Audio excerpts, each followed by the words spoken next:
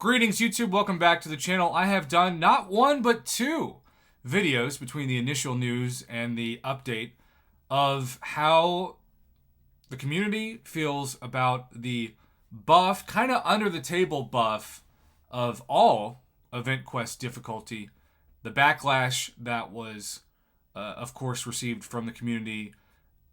Our hero, really, in this case, in so many cases, Seaton coming and speaking for the community and how much of an impact that had, which I really, truly believe that's what made it so swift and so quickly.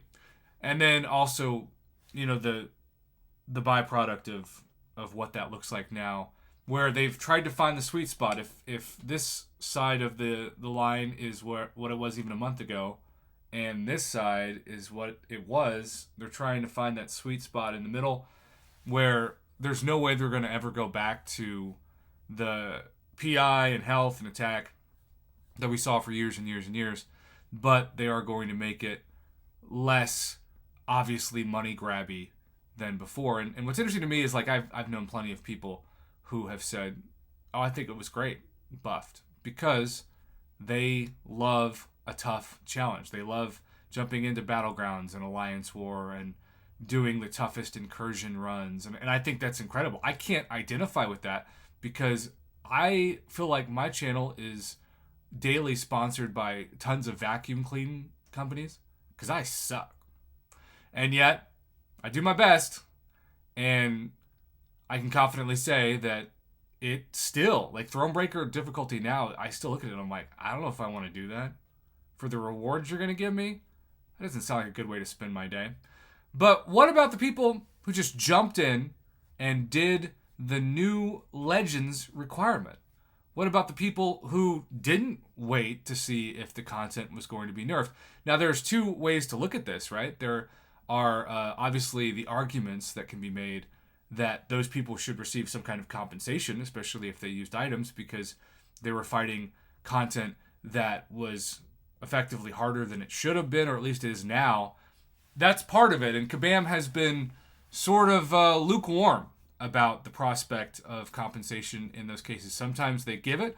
I think about, say, the Abyss, when that was changed and compensation was in some ways given. But then I think about Act 6 nerf and other nerfs to earlier acts where the compensation wasn't really given in equal measure.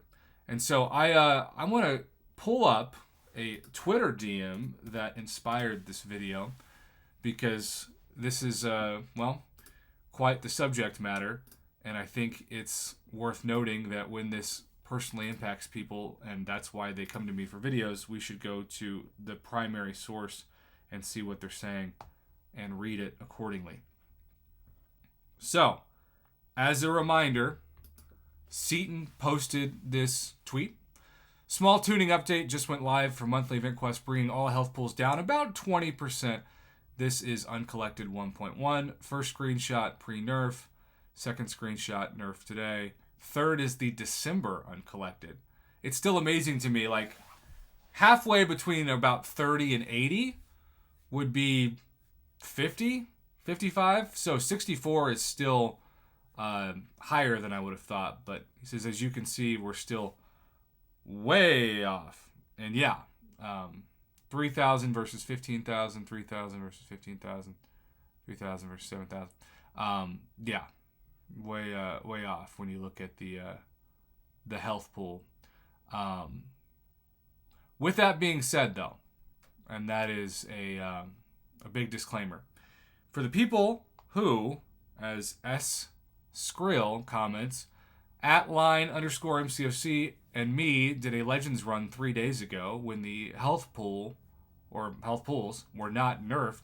Does this mean that everyone who does it after the nerf will have an advantage? Now, if you were just to look at it as apples to oranges, then yes, of course it does, because the fights are going to end faster, maybe much faster, especially with boosts. And so I asked Mr. Lime MCFC for a suggestion on a solution, because a problem is only a problem until you come to a solution.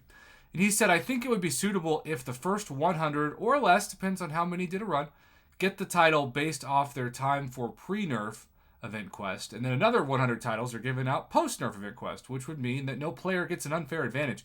by nerfing the event quest mid-month, it's sort of like running two separate event quests in the same month, so it's only fair if there are also two separate bunches of titles handed out. Now, you might accuse them of being biased toward their own runs, but I think that's an extremely fair and honest solution for this problem. I also think that Kabam needs to take the unique circumstances of this decision and this really surprise huge buff to the difficulty of event quests to heart and see where it goes. So I promised him I'd do a video on this. If you're watching this video, that means it's made it to my channel. What do you think should happen? What do you think is the fair solution? Thank you for commenting below. And as always, thanks for watching.